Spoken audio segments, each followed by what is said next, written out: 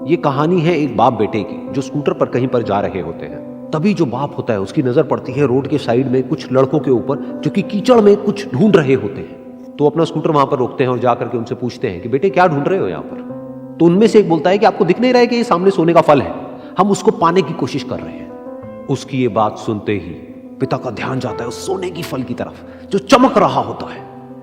फिर उनके माइंड में कुछ इमेजिनेशंस बनने लग जाती हैं कि काश ये जो फल है ये मेरे बेटे के पास में आ जाए तो ना सिर्फ उसकी बल्कि मेरी भी जिंदगी बदल जाएगी। तो बिना सोचे समझे अपने बेटे को धक्का मार देते हैं उस कीचड़ में और बोलते हैं कि तुझे किसी भी कीमत पर वो फल लेकर के आना है। लेकिन बेटे को वो फल नहीं चाहिए होता है, उसके अपने कुछ और ही सपने होते हैं। वो बहुत कोशिश करता है अपने पिता को ये समझाने की कि मेरी खुशी इस फल में नहीं है, मेरी खुशी कहीं और है, मेरे सपने कुछ और है।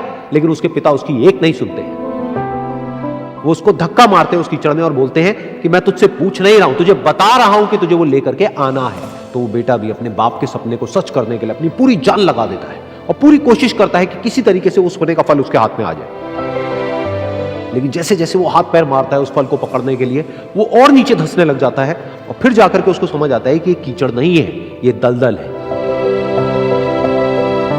वो चीखता है, चिल्लाता है, अपने पिता को आवाज लगाता है, लेकिन उसके पिता उसकी एक नहीं सुनते। बोलते हैं कि बहाने मत बना, और भी लोग हैं वहां पर जो कर रहे हैं, तो जब वो कर सकते हैं तो तू क्यों नहीं कर सकता। तो एक बार वो फिर से कोशिश करता है और अपनी पूरी जान लगा देता है, लेकिन उसके बाद भी उसके हाथ में कुछ नहीं आता है और वो धीरे धीरे नीचे धंसता चला जाता है और मर जाता है। तब जाकर के उसके पिता को एहसास होता है कि उससे कितनी बड़ी गलती हो गई। वो वहीं बैठ करके रो रहा होता है, चीख रहा होता है, चिल्ला रहा होता है। तभी वहां पर एक साधु आता है और वो साधु उस आदमी से पूछता है कि तुम क्यों रो रहे हो। फिर वो आदमी उस सोने के फल की तरफ इशारा करते हुए उस साधु को अपनी पूरी बात बताता है और बोलता है कि इसमें मेरी क्या गलती है, मैंने तो जो कुछ भी किया अपने बेटे की खुशी के लिए किया। तो वो साधु उस फल को ध्यान से देखता है और उस आदमी को कहता है, जिस सोने के फल की वजह से तुमने अपने बेटे को गवा दिया, कम से कम एक बार ध्यान से उसकी तरफ देखा तो होता कि वहां पर कोई फल है भी या नहीं।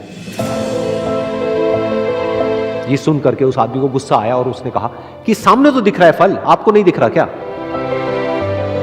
तब वो साधु उस कीचड़ के ऊपर एक पेड़ होता है जिसकी तरफ इशारा करते हैं और बोलते हैं कि वो जिसे तुम देख रहे हो वो उस फल की परछाई है, असली फल वहां पर उस पेड़ के ऊपर है।